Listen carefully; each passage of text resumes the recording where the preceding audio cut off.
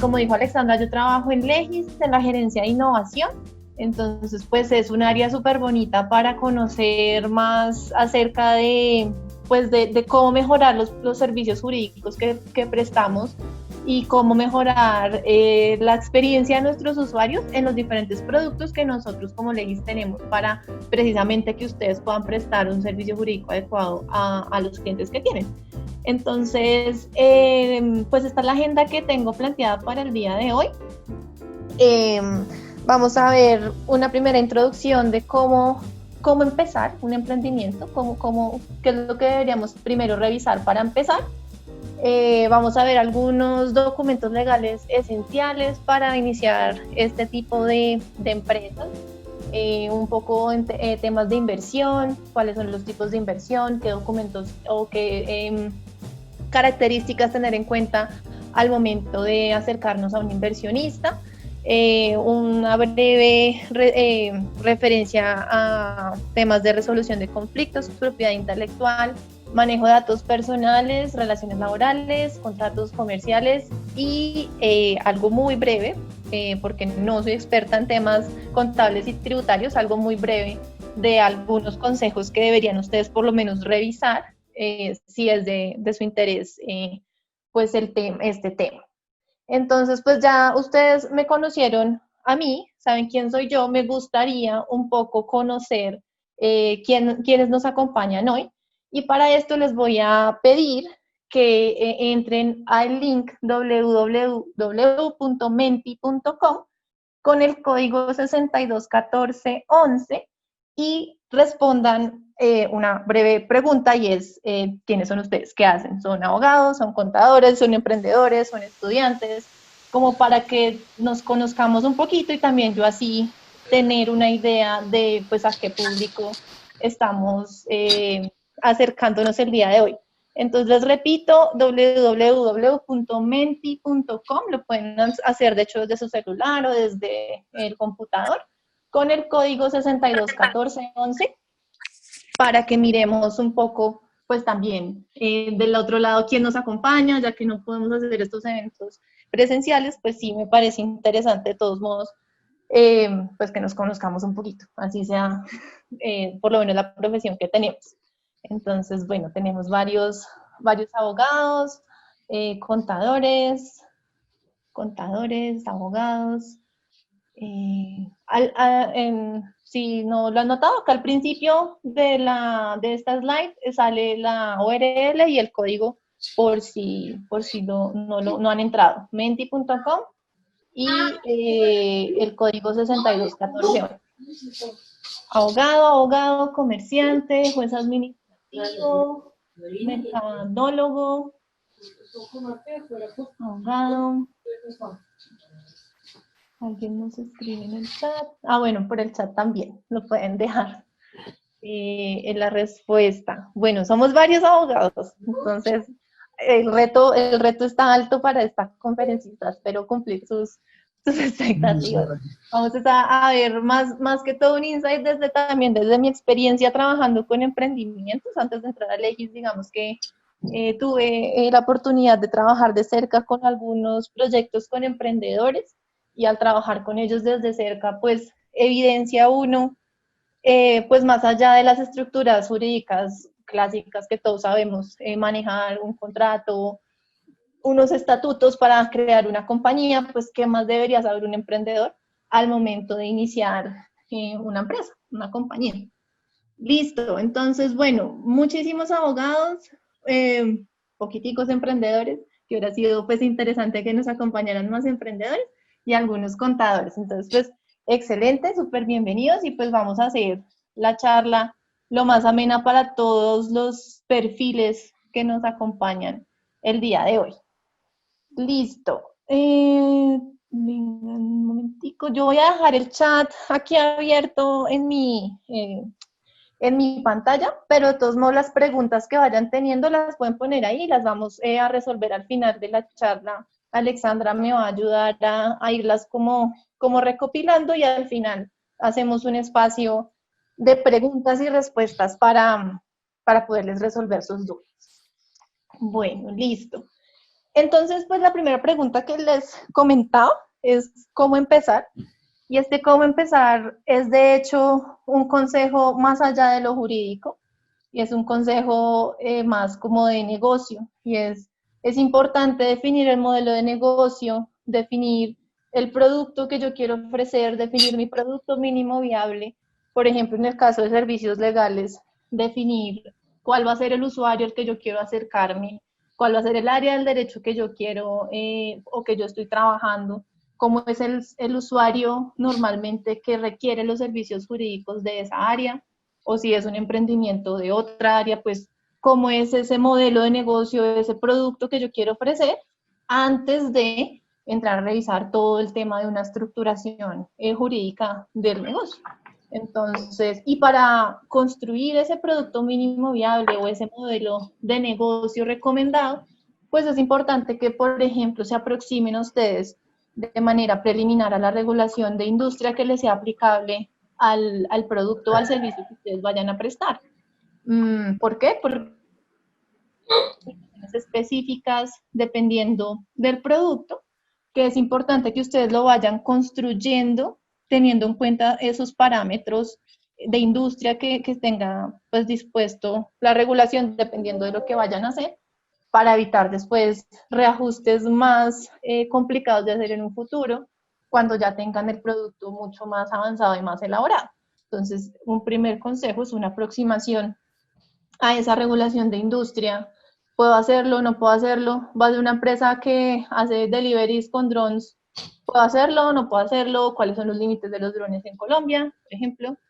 Por ejemplo, un tema tan sencillo como los temas de privacidad y datos personales, que lo vamos a ver más adelante, pero pues me sirve de ejemplo, y es todo el tema de privacidad por diseño. Entonces, empezar a estructurar la recolección de datos desde el principio, teniendo en cuenta las normas aplicables a esto. Entonces, digamos que depende de lo que ustedes vayan a desarrollar, esta regulación puede variar. Acá, pues digamos que no vamos a exponer una regulación en particular, sino es más el consejo a que le den una revisada a ese aspecto. Y otro tema es, pues, iteren a bajo costo. Y con esto me refiero a para iniciar o para testear nuestra idea de negocio, nuestro modelo de negocio, nuestro producto mínimo viable, todavía no necesitamos constituir una empresa, ni necesito pues como formalizar todo tan rigurosamente desde el principio si lo que estoy es testeando si mi idea es acogida o no por el mercado. Entonces, pues pueden, por ejemplo, iniciar en un principio ese tosteo sin constituir la empresa, pero sí registrándose como, por ejemplo, como persona natural ante la Cámara de Comercio y empezar a facturar de esa manera. Esa puede ser una opción. O pueden hacer, por ejemplo, contratos de colaboración empresarial con aliados estratégicos que les provean ciertos servicios y les permitan testear más pronto y a más bajo costo lo que sea que ustedes quieran desarrollar. Y esto se une un poco con el tema del Product Market Fit, que es básicamente mi producto sí tiene es acogido por el mercado, mi producto sí está resolviendo una necesidad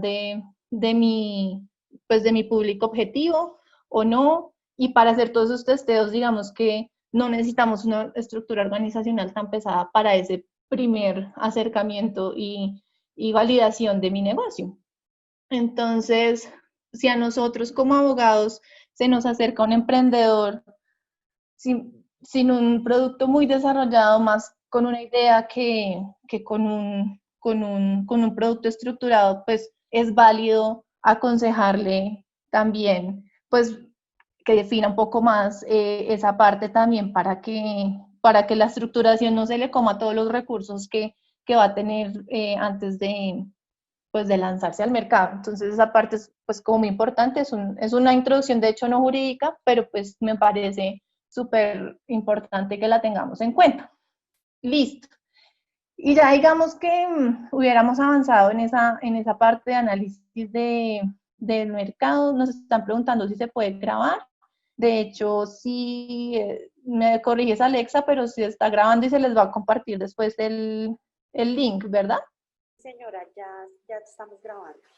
Listo, sí. Entonces después les compartirán el link de la grabación y la presentación también. No tengo problema de compartírselas después. Listo. Entonces, documentos legales iniciales para iniciar un emprendimiento. Entonces, digamos que siempre, esta es una pregunta que les quiero hacer antes de darles yo la respuesta.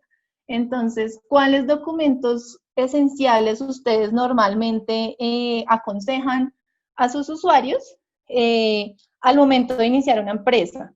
Entonces, espérenme un segundito porque vamos a volver a Mentimeter, pero tengo que avanzar acá. Ay, un momentico. Tengo que avanzar la página que me esconde el menú del computador me esconde. Listo. Nos vamos a ir a Mentimeter, a menti.com con el código 621411 y los que respondieron que son abogados me van a ayudar a contestar esta pregunta.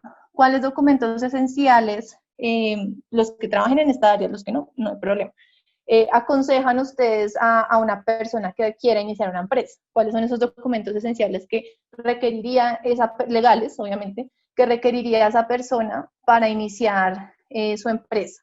Pueden contestarlo por el chat o acá por la pregunta. Luis, por ejemplo, nos dice, RUT, registro en Cámara de Comercio, es básico.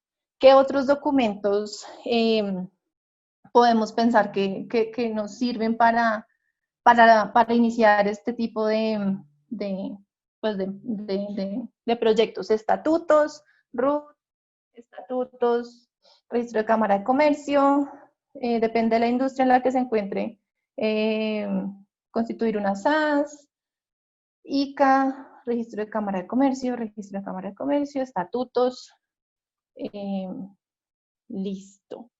Bueno, ¿alguien más? Si no, nos devolvemos ya a la presentación. Registro de Cámara de Comercio, RUT, listo.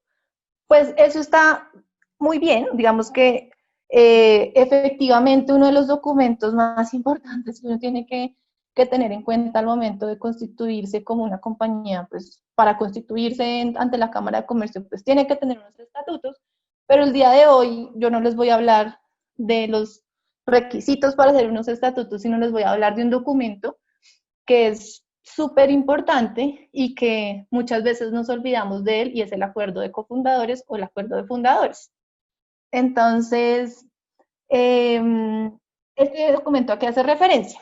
Acá les traigo dos imágenes. Entonces, pues la primera, todos empezamos un emprendimiento con todas las ganas y con toda la actitud, y todos somos amigos y todo funciona perfecto y no vamos a tener problemas y lo que queremos es salir al mercado, vender, tener ganancias y demás. Pero pues no sabemos después de un tiempo qué va a pasar, qué problemas vamos a tener, qué discusiones internas vamos a empezar pues a tener con nuestros cofundadores, si están trabajando al ritmo que deberían trabajar o que nosotros esperamos o no. Entonces, este documento, precisamente, ¿vas a decir algo, Alexa? No. Iba a decir que se te había corrido la presentación y estabas viendo, estábamos mirando tu escritorio, pero no, ya está bien. ¿Ya está bien? Ok. Sí, señora. Listo, listo, listo. Esto incluye los negocios virtuales, esto incluye todos los negocios, o sea, para cualquier negocio que ustedes, que vayamos a iniciar. De hecho, la palabra emprendimiento es como súper, ahora como de moda, y yo voy a hacer una startup, voy a hacer un emprendimiento, pero esto aplica de hecho para, pues no sé, para cualquier tipo de empresa que yo vaya a iniciar con más de una persona. Pues definamos unas reglas desde el principio, ¿cierto? Entonces, por ejemplo, ¿cuánto tiempo debe dedicar cada uno de los fundadores al negocio? Eso es algo que uno al principio de pronto no lo define y espera, es una dedicación del 100%, es medio tiempo, puede tener ese fundador otro trabajo adicional o no lo tiene. Entonces, podemos plantearnos la respuesta, por ejemplo, a esa pregunta. Otra pregunta que deberíamos hacernos a nuestro equipo de trabajo. Entonces, ¿qué ocurre si algún fundador no sigue contribuyendo con el tiempo del esfuerzo o el esfuerzo que se ha planteado inicialmente, o cómo evaluar la calidad del trabajo que está siendo entregado por cada uno de estos fundadores, y cuál va a ser el rol de estos fundadores en el funcionamiento del emprendimiento. Puede que uno aporte, por ejemplo, uno aporte la parte de tecnología, otro aporte la parte de administración y estructuración del negocio, otro aporte la parte de marco jurídico. O sea, pueden haber diferentes roles y no por el hecho de ser fundador uno tiene que participar, ni va a tener el expertise para participar en todos los roles, ¿cierto? Entonces, resolver este tipo de dudas y plasmarlo en un documento resulta pues súper valioso, y cuando lleguen los problemas y cuando lleguen los momentos pues de discusión, van a tener un documento base al cual acudir para poder pues revisar cómo abordar este tipo de problemas.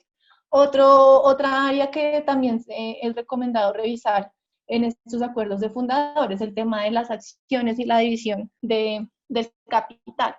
Entonces, ¿en qué momento se debe hacer una repartición de acciones y con base en qué criterios? Entonces, va a ser esto basado en los aportes, no necesariamente tiene que ser en partes iguales por el hecho de ser fundadores.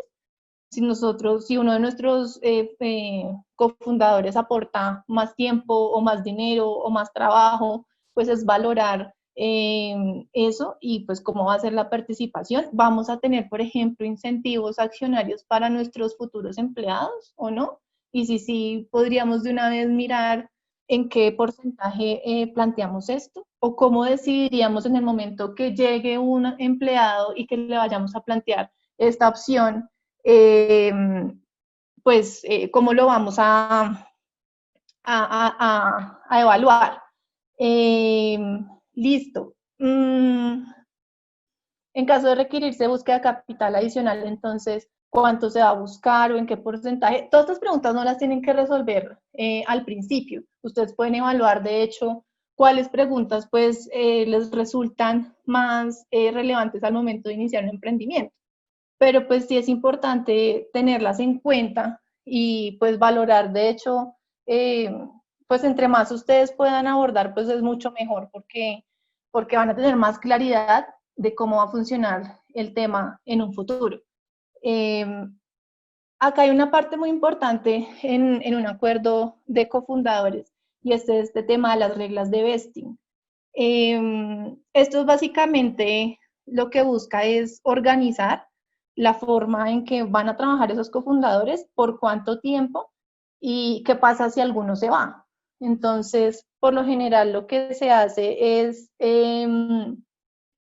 revisar a qué periodo nos vamos a obligar a estar en el emprendimiento, y dependiendo de ese periodo yo voy a poder ir obteniendo el derecho de ser propietario de las acciones que me vayan a ser otorgadas por ser parte de este emprendimiento. Entonces me explico. Por ejemplo, nosotros creamos un emprendimiento en enero de este año. ¿Qué pasa si uno de los fundadores renuncia en junio?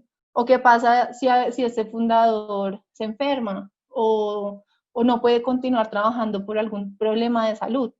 Entonces, digamos que sobre todo cuando renuncian o cuando ya no quieren seguir con el emprendimiento, esto no debería ser una causante de terminar este proyecto de negocio. Y tampoco es justo que, pues si la persona solo trabajó un año o 6 meses, se lleve, por ejemplo, si fueran solo dos socios, se lleve el 50% de la participación, mientras el otro socio se va a quedar en la compañía trabajando 2, 3, 4 años adicionales. Entonces, acá, ¿qué es lo que se plantea? Se plantea establecer un periodo en el cual nos vamos a obligar a estar en la empresa, y cómo yo me voy a hacer acreedor a las acciones de ese periodo, dependiendo del paso del tiempo, o también ahí le pueden sumar, por ejemplo, el cumplimiento de ciertas metas. Entonces, cuando lleguemos a X valores de ingresos, podemos ir reclamando y ser ya titulares de esas acciones, o con el paso del tiempo. Entonces, al año, si son 4 años y hacemos el ejemplo del 50%, entonces al año ya va a tener esta persona derecho a un 12.5 de las acciones, a los 2 años a un 25% y así hasta llegar al 50%. Acá, de hecho, por lo general lo que se usa es hacer una proporción por mes.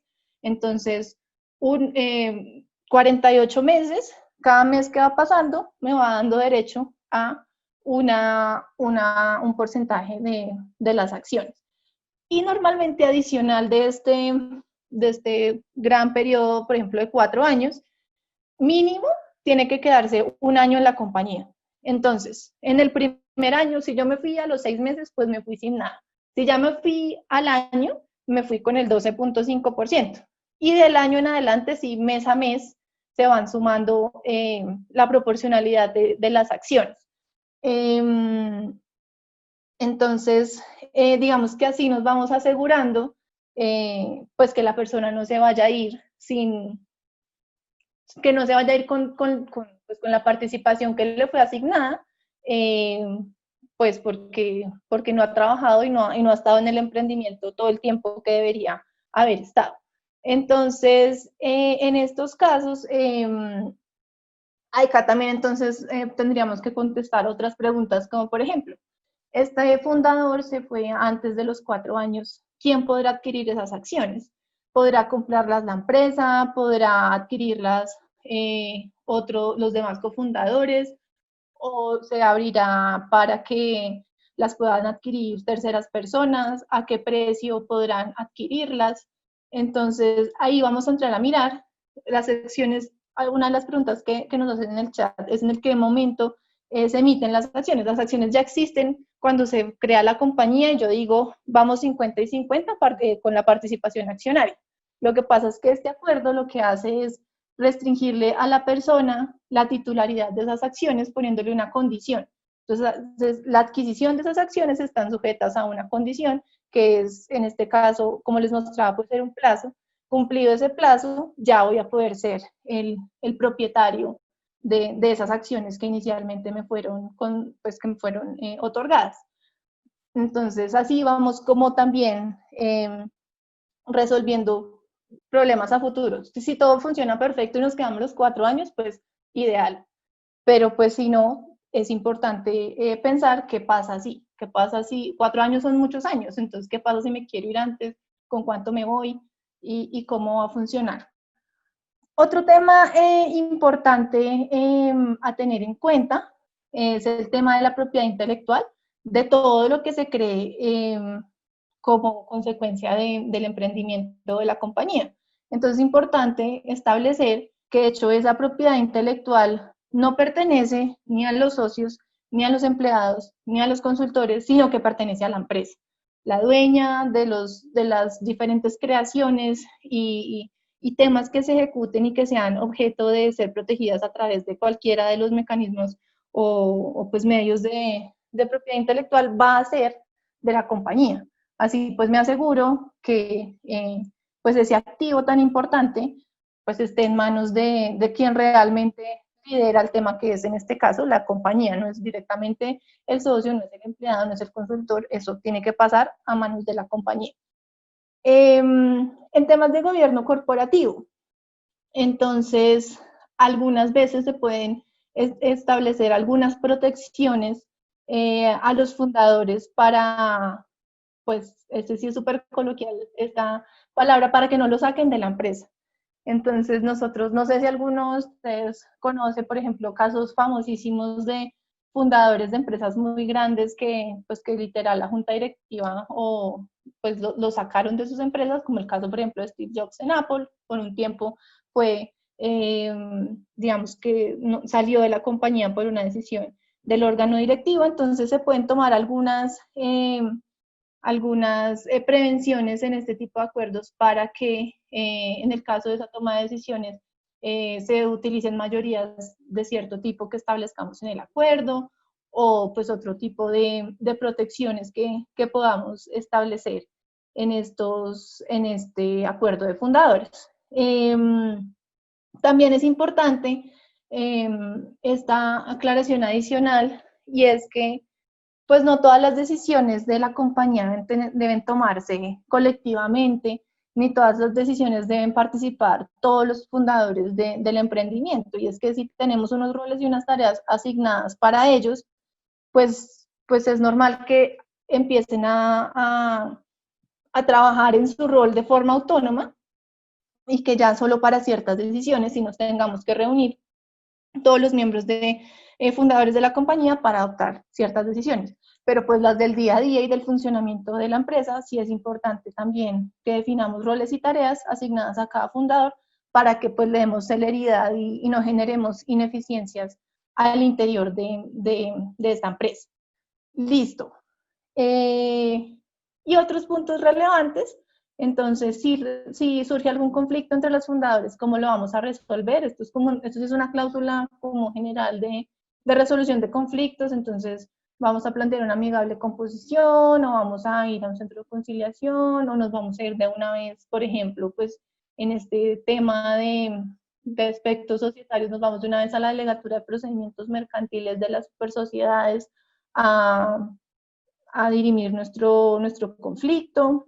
Y si hay, por ejemplo, fundadores de diferentes países, pues cuál es la legislación que nos va a aplicar. Estos sí son temas generales de contratos, pero pues que son importantes también tenerlos en cuenta en este tipo de acuerdo de fundadores. Listo. Y entonces ya sabiendo que es un acuerdo de fundadores, es básicamente un acuerdo de los accionistas iniciales. Y una de las preguntas que me hacen en el chat es si, pues, cómo darle valor jurídico a ese acuerdo de socios. Entonces recuerden que dependiendo del tipo societario que se escoja para la constitución, los acuerdos de accionistas tienen, algunos tienen unas temáticas específicas sobre las cuales se pueden constituir, y otros tipos societarios pues tienen unas temáticas más abiertas. No obstante, o sea que lo llamemos acuerdo de accionistas o acuerdo de fundadores, esto es un contrato que obliga a las partes. Entonces, si yo me estoy obligando al cumplimiento de estas cláusulas, dependiendo digamos, de la teoría a la que yo me acoja, si es un acuerdo de accionistas o no, después tendré es que reclamar esas obligaciones ante uno u otro, una u otra jurisdicción especializada, pero pues que son obligaciones, ¿cierto? Obligaciones para las partes. Yo me estoy obligando a cumplir con esto que estamos planteando desde el principio, y pues digamos que ese sería el concepto que prevalecería. Entonces ahora les quiero hacer una pregunta, y es, ya sabiendo que es un acuerdo de fundadores, si se lo han recomendado en algún momento a cualquier persona que les haya pedido asesoría jurídica al momento de iniciar una empresa o un emprendimiento. Entonces, de nuevo, si pueden, podemos regresar a www.menti.com y miremos a ver cuántos de nosotros hemos utilizado este acuerdo como una recomendación a una persona que se nos aproxime y nos diga: quiero empezar a hacer una empresa, quiero emprender, ¿qué debo hacer, qué necesito y cómo manejarlo? Listo.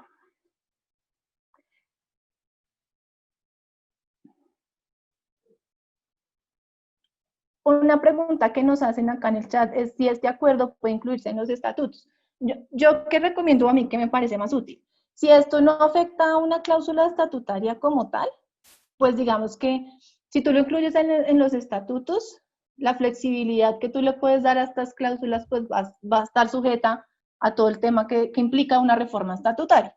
Entonces, dependiendo pues de lo que estés tratando, yo lo dejaría por fuera y simplemente subiría al rango de estatutos lo que realmente pues requiera como ese nivel, ¿sí? Porque pues ustedes saben pues que los estatutos de su modificación su registro pues tiene todo un tema ahí importante de trámite. Entonces pues no lo vería viable, salvo que realmente se pacte en este tipo de acuerdos algo que requiera estar a nivel de estatutos.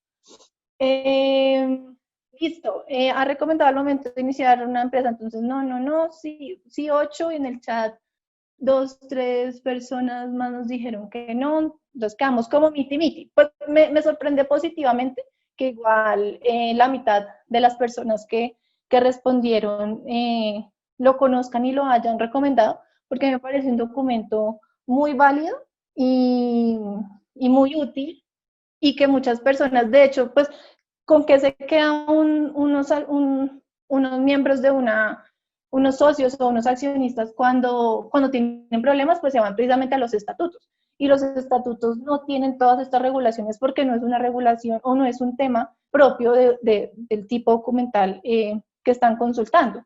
Entonces, estos temas adicionales, si bien no van a estar adentro de los estatutos, sí les van a ayudar a resolver conflictos importantes que pueden tener a futuro y que resulta relevante pues tenerlos ahí en el radar y pues de cara a administrar sí, como a gestionar de forma eficiente la compañía. Y en otros puntos relevantes, pues efectivamente tenemos el tema de los estatutos, que ya pues varios de ustedes nos lo comentaron como documento importante para iniciar un emprendimiento, y todo el tema de libros.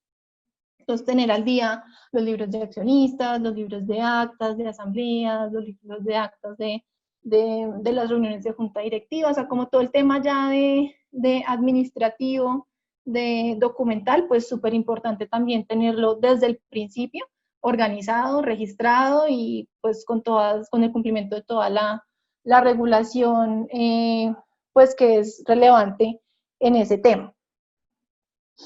Bueno, listo. Otro punto importante que tenemos que tener en cuenta al momento de emprender es el tema de la administración o el manejo o la búsqueda de capital para crecer, ¿cierto? Entonces, acá tenemos que empezar con dos conceptos básicos, y uno es o busco capital, me busco fondearme, como autofondearme, entonces busco fondos propios para pues iniciar la empresa. Eh, digamos que acá el tema del control en la toma de decisiones pues va a ser mayor para el fundador, porque pues él mismo va a ser el que fondee las actividades de la compañía, pues por lo tanto va a ser el propietario de la misma. Sin embargo, ya llega un punto en que para tener un crecimiento más acelerado, de pronto necesite una inversión más alta que ya no la puedo autofondear pues, con recursos propios. Entonces ahí es cuando ya vamos a empezar a revisar de pronto, pues buscar un inversionista externo, un tercero, bien sea un inversionista de capital o un ángel inversionista. Lo importante, pues, o la diferencia acá con el bootstrapping, que es como ese autofondeo, es que ya pues voy a buscar un crecimiento más acelerado, la compañía tiene que estar pues en una fase de desarrollo más avanzada. De hecho, pues una inversión, depende del tipo de inversionista y del porcentaje o el riesgo el porcentaje de riesgo que quiera asumir, pero pues por lo general acá ellos ya buscan compañías con un mínimo de ingresos, con un mínimo de desarrollo. Entonces pues cuando ya veamos que la necesidad de crecimiento y de velocidad pues aumenta, podemos empezar a revisar estas inversiones externas. Entonces, cuando yo voy a buscar un inversionista, es importante tener en cuenta algunos puntos relevantes dentro de ese acuerdo de inversión que nos va a presentar este tercero para ser parte de nuestra compañía y pues para darnos esos recursos. De hecho, pues digamos que hay algunos emprendedores que además de recursos lo que buscan es aliados estratégicos, entonces personas que les abran ciertas puertas, que digamos que eso hacen más, son los ángeles inversionistas que los fondos de inversión. Un ángel inversionista va a ser más como ese aliado que no simplemente me va a poner capital, sino me va a poner algo de conocimiento y de network importante para el crecimiento de mi compañía. Una vez yo decida por cuál tipo de inversión me voy, de todos modos tengo que tener en cuenta algunos puntos al momento de evaluar esa inversión que me están proponiendo. Entonces, pues cuál es la valoración que yo le estoy dando a la empresa antes de la inversión y cuál es la valoración post inversión, porque pues de esto va a depender el porcentaje de participación que yo le voy a dar a ese inversionista pues por la fuente de inversión que me sea otorgada, ¿cierto? ¿Qué tipo de acciones lo va a entregar a ese inversionista por su inversión? Y acá un segundo punto importante a tener en cuenta es que puede que les soliciten, y es normal, que soliciten, estos inversionistas solicitan en ocasiones un término de permanencia de los fundadores de la compañía, del emprendimiento. Y es básicamente porque muchos inversionistas no le apuestan solo al modelo de negocio, sino también al equipo detrás de ese modelo de negocio. Entonces, para ellos es importante acá también pactar un tipo de vesting rules como las que veíamos antes, en los cuales estos fundadores que van a buscar la inversión de ese inversionista se obliguen a estar en la compañía por un periodo de 1 año, de 2 años, allá depende de lo que pues, solicite el inversionista, porque precisamente para él el capital humano que también está detrás del modelo de negocio es muy importante. Entonces también puede ser una de las cláusulas que hagan parte de este tipo de acuerdos. Estos son opciones, no todas tienen todas estas cláusulas, pero pues son temas que de pronto nos podrían salir y que son interesantes, pues, cómo tenerlos en cuenta. Además de los dos puntos que vimos ahorita, otro a tener en cuenta es, entonces, cómo van a ser las opciones de salida de la sociedad. ¿Qué es una opción de salida? Entonces, pues un inversionista no va a entregar un dinero para quedarse por siempre dentro de la compañía, ¿cierto? Entonces, cuando se vaya a abrir la compañía a una nueva ronda de inversión, o por ejemplo, si se llegara a abrir la compañía al mercado público de valores, ¿cierto? Esa podría ser una opción de salida para ese inversionista. Se proyecta que la inversión la va a hacer de tanto valor a tanto plazo y proyecta que después esa compañía va a salir al mercado público de valores y así este inversionista va a poder poner a disposición de terceros esas acciones que le fueron otorgadas por su inversión y esa va a ser su salida de venta de esas acciones, ¿cierto? Entonces, cuando se plantean esas opciones de salida, o por ejemplo una inversión futura, ¿cierto? Entonces, puede que esta inversión se haya hecho en una primera ronda de inversión, pero después el emprendimiento va a hacer rondas adicionales de inversión en un futuro. Entonces, ¿cómo va a tratarse la participación de ese inversionista? ¿Qué tanto se va a poder diluir por esa nueva inversión que vaya a recibir en un futuro?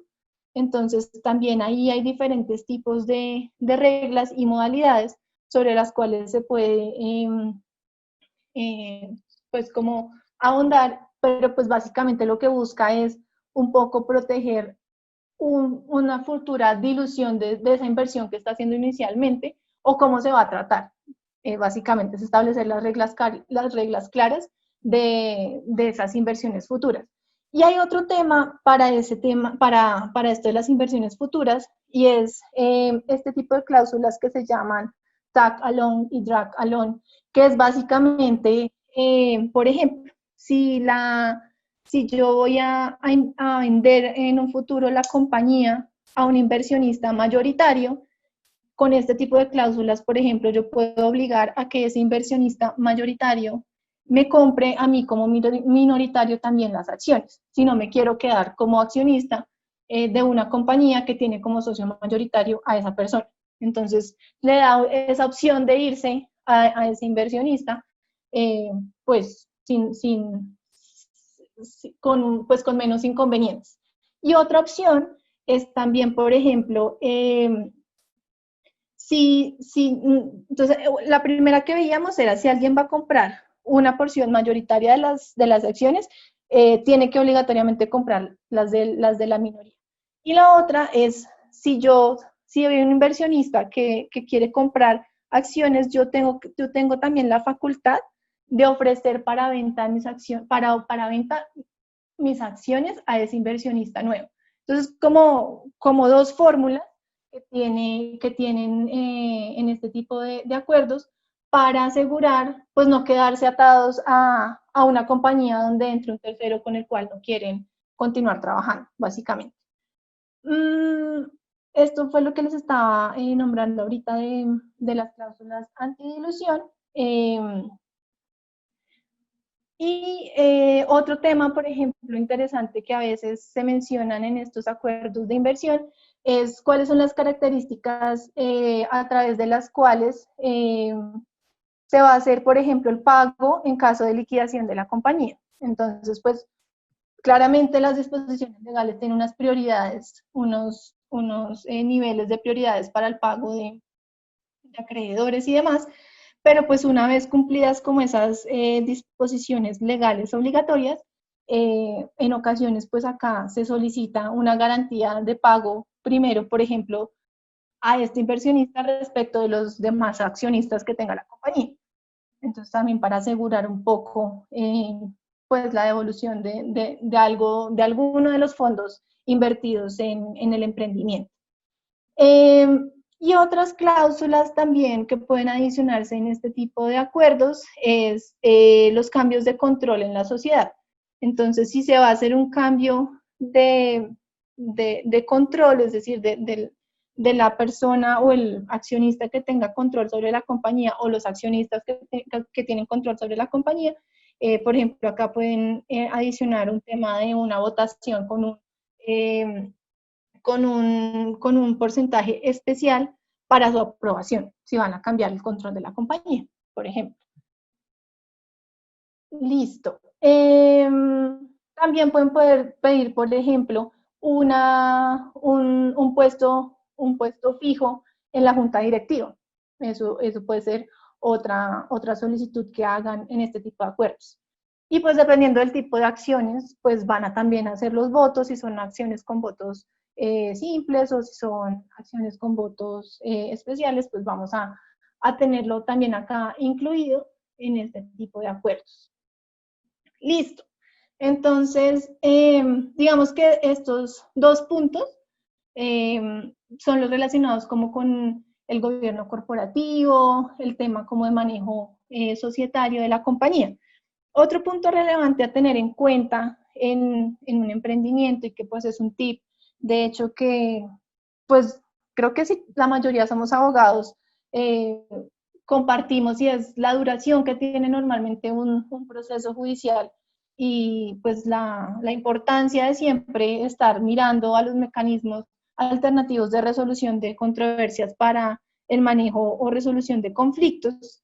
Entonces, pues acá importante siempre, pues ustedes que son la mayoría de abogados, digamos que, que conocen más del tema, pero pues una persona que no es experta en derecho, casi siempre lo que va a querer para resolver sus problemas es ¿cómo demando? ¿Ante quién demando? ¿Puedo demandar? ¿No puedo demandar?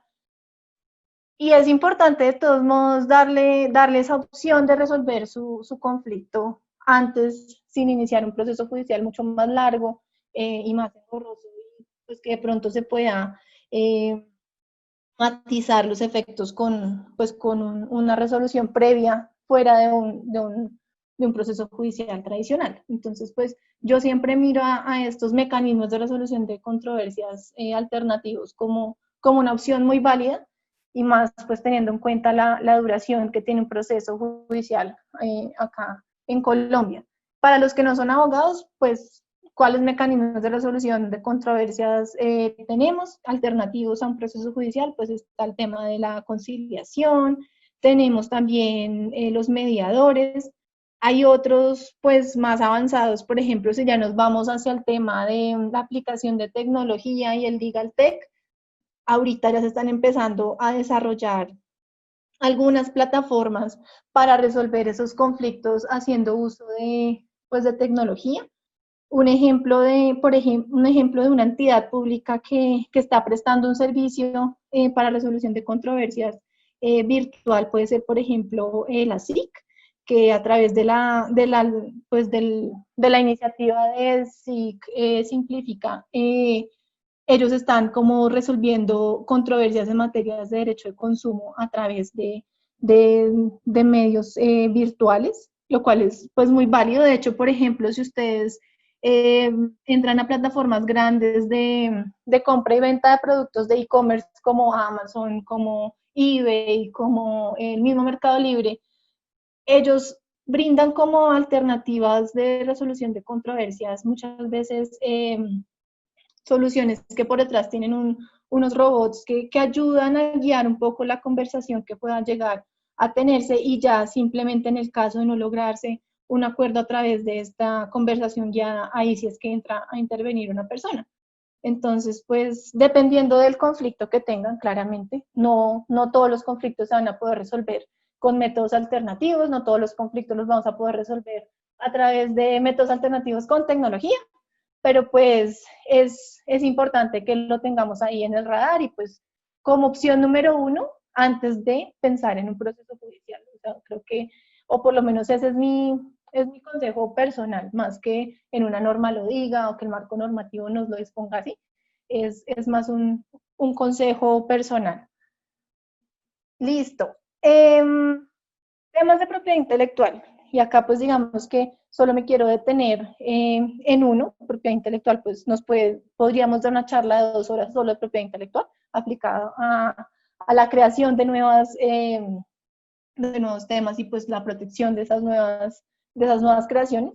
Pero por ejemplo, pues algo básico que casi todos los emprendimientos van a tener es una marca, ¿cierto?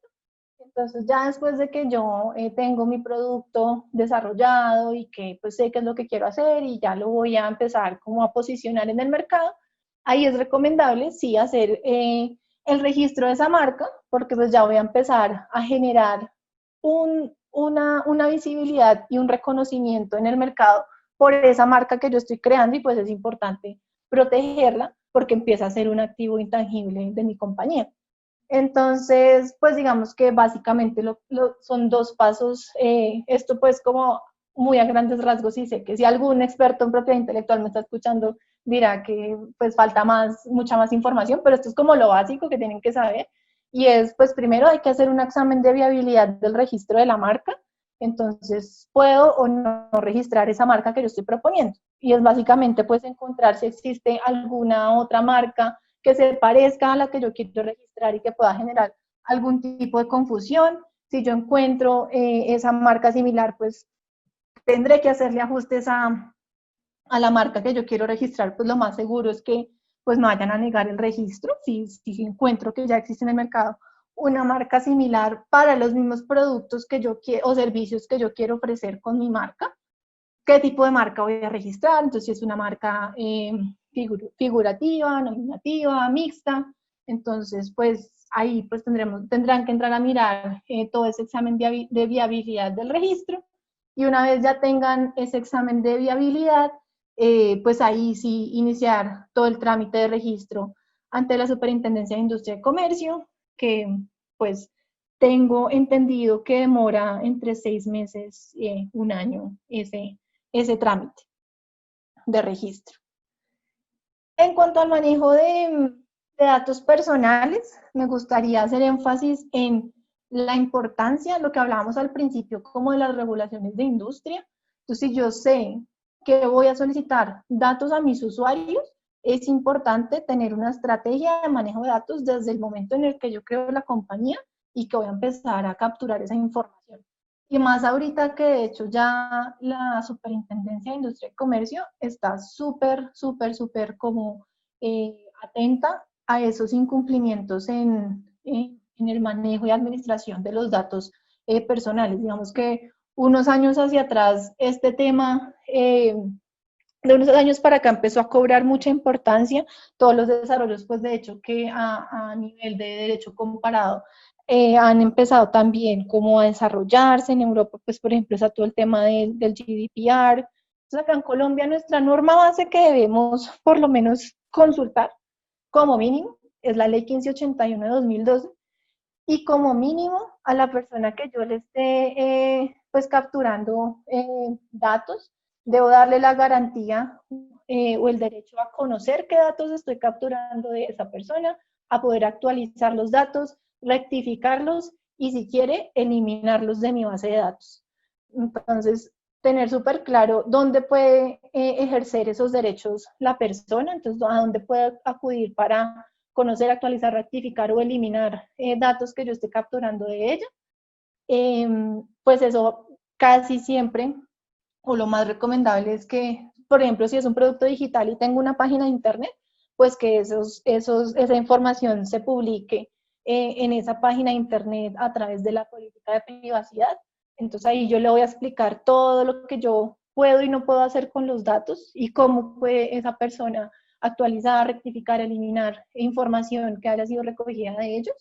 Y otro tema adicional a la política de privacidad, que también pues lo más recomendable es que sean dos documentos separados, es los términos y condiciones de la página. Entonces, ¿qué puede hacer el usuario en la página? ¿Qué no puede hacer el usuario en la página? ¿Qué le voy a ofrecer yo como proveedor del servicio del producto a ese usuario? Entonces, como una descripción de las interacciones funcionales de la página y del servicio que le estoy ofreciendo. Esos son los términos y condiciones.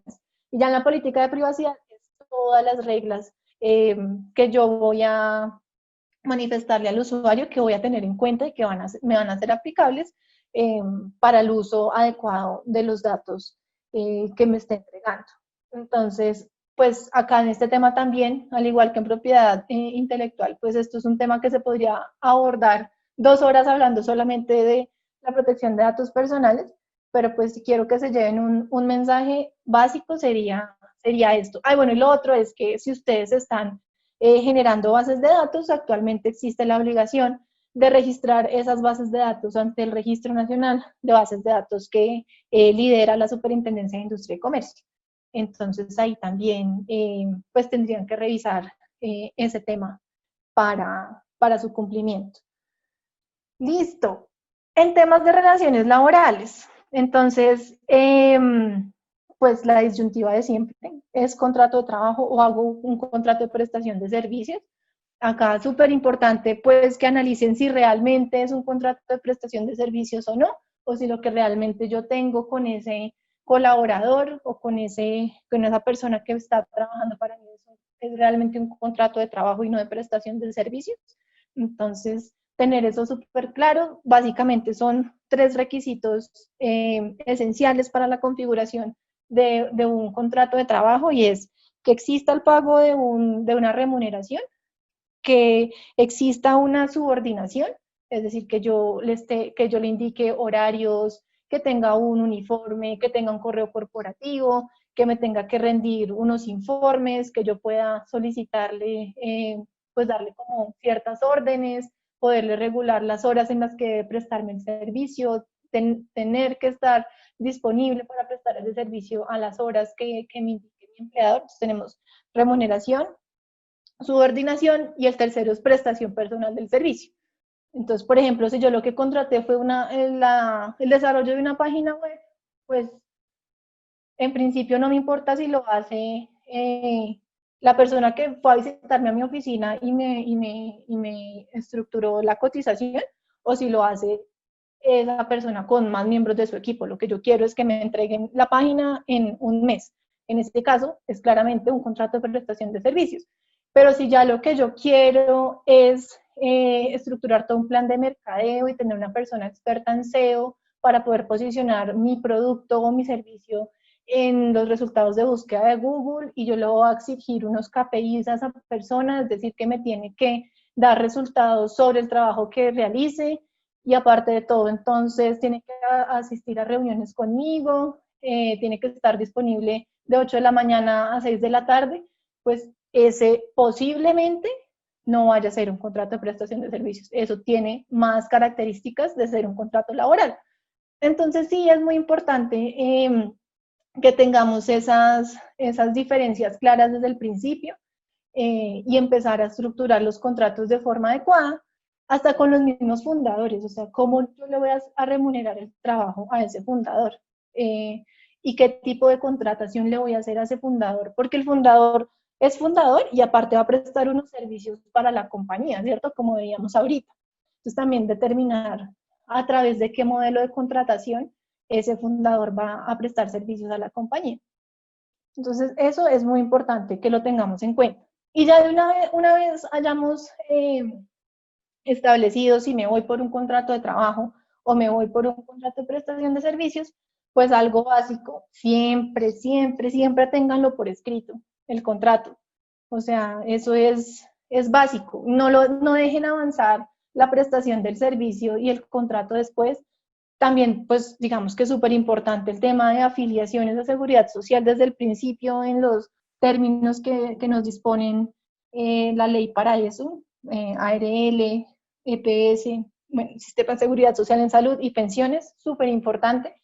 Ustedes nunca saben cuándo el trabajador en el primer día de prestación de sus servicios tenga un accidente y por no haberlo afiliado a la ARL tengan ustedes unas complicaciones importantes en ese tema. Entonces, súper, súper importante hacer las afiliaciones a tiempo, tener ese contrato por escrito y definir pues claramente en el contrato pues qué tipo de contrato le voy a hacer. ¿Es un contrato a término indefinido? ¿Es un contrato a término fijo? ¿Es un contrato por obra o labor? ¿Va a ser un trabajador de dirección, confianza y manejo o no? En cuanto a los tres primeros puntos, si es indefinido, fijo, por obra o labor, digamos que ahí pues va a depender de para qué yo quiero esa persona en mi equipo, ¿cierto?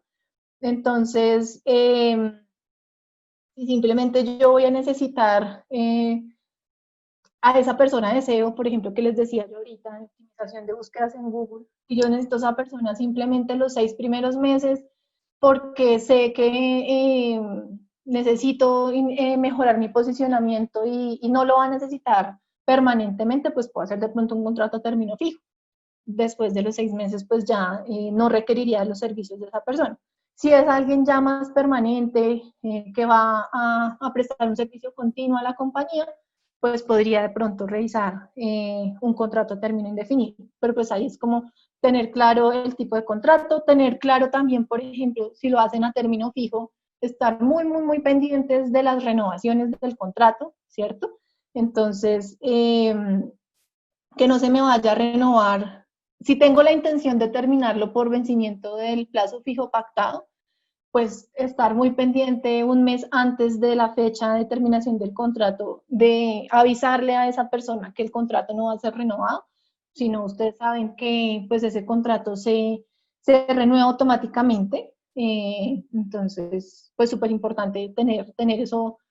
Yo pondría una alarma en mi calendario, vencimiento y tenerlo muy claro porque pues puede que uno a veces se le pase ese tema, o pues si ya trabajo en una empresa grande, ellos tienen sus softwares de administración de recursos humanos que genera ese tipo de alarmas, pero pues sí tener eso muy en cuenta, pues si es un emprendimiento, de hecho, no va a tener un super software de administración de recursos humanos, entonces por lo menos pónganse una alarma en su calendario del correo electrónico para que siempre les esté recordando esos vencimientos. Y acá pues también muy importante dejar en claro que todas las creaciones que hagan esos empleados van a ser de propiedad de la compañía.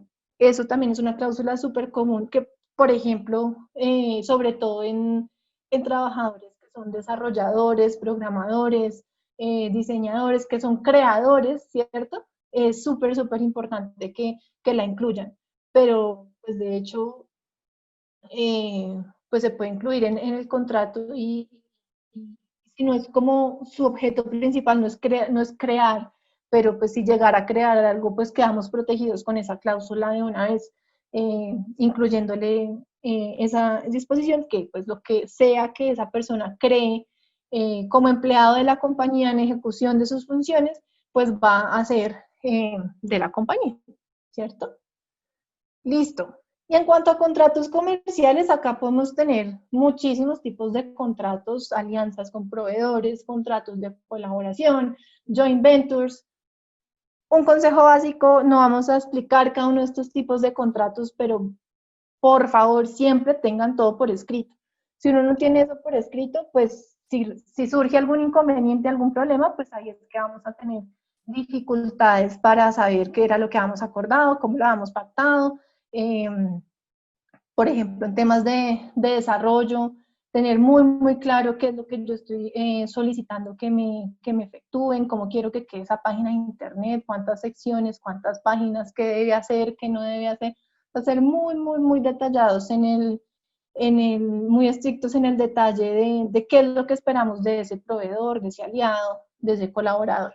Y pues dejarlo por escrito, todo lo que quede oral, pues va a quedar en la llamada que yo tuve, que se acuerda que yo le hice, que yo lo llamé, que ahí acordamos, pues eso se perdió. Si hacen una llamada, pues, generen un correo de seguimiento al final. De acuerdo con nuestra conversación, acordamos los siguientes puntos y ya. O sea, no tienen que hacer para todo, pues, el contrato con el montón de cláusulas y muchas, como complejidades adicionales, no, pero sí déjenlo por escrito, un correo, y ya si es como tal el contrato para formalizar la relación, pues sí, tendrán que hacer un contrato como más estructurado, pero por lo menos siempre dejar por escrito la constancia de lo que sea que traten con, pues, por teléfono con el proveedor o el aliado. Y por último, bueno, al principio les hice el disclaimer que no soy experta en temas tributarios, no es mi especialidad del derecho, pero pues algo básico, y esto es un área de conocimiento muy experto, el tema de manejo contable y temas tributarios, entonces sí es recomendable que se asesoren con una persona idónea con conocimientos en la materia.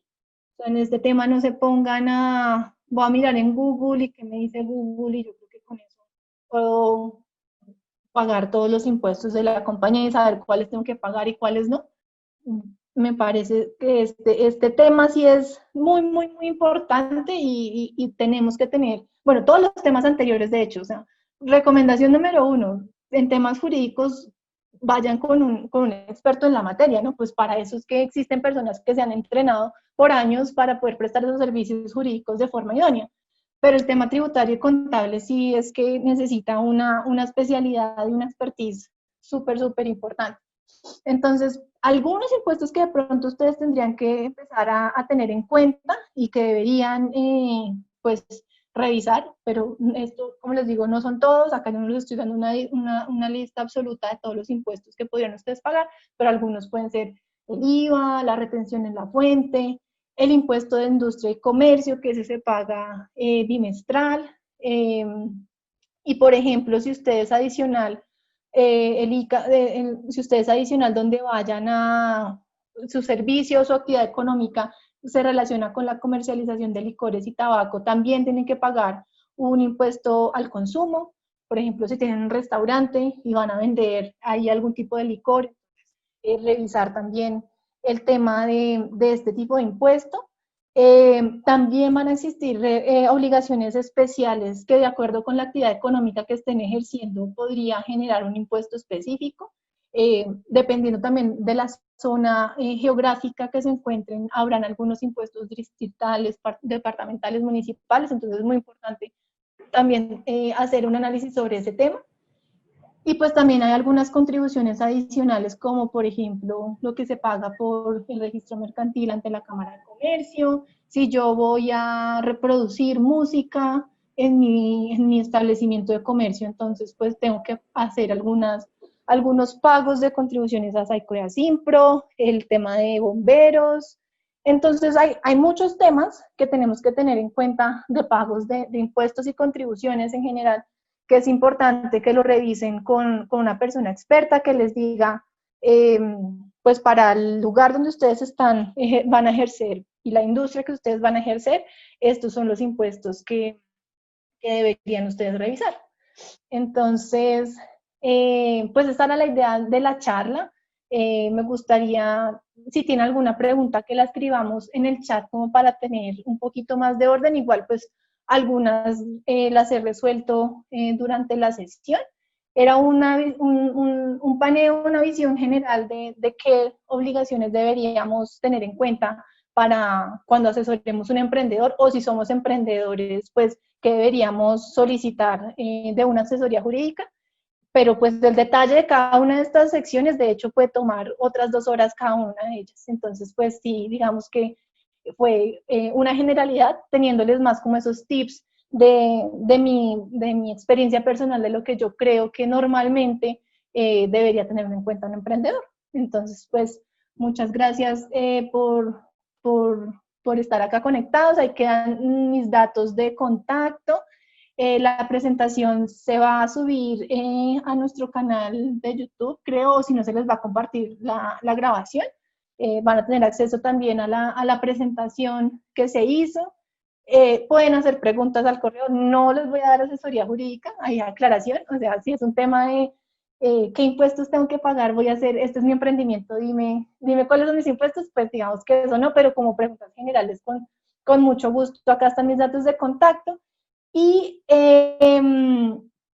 la cuenta de Twitter que les comparto acá, que es Legal Hackers Blog, es un grupo de personas, como un network de personas interesadas en la intersección entre derecho, tecnología e innovación. Entonces la invitación es también por si les interesan esos temas que nos sigan y puedan pues como enterarse más de proyectos de innovación aplicados al sector legal. Me preguntan que si hay algún proyecto de ley para otorgar beneficios a empresas que sean creadas después de esta época de pandemia. No tengo conocimiento que haya un proyecto de ley, pero lo que sí se están adoptando son medidas por industria. Entonces, pues digamos que están los beneficios tributarios que le están dando a los bares, a los restaurantes, a los diferentes tipos industriales, les están dando incentivos, pero no tengo conocimiento ahorita.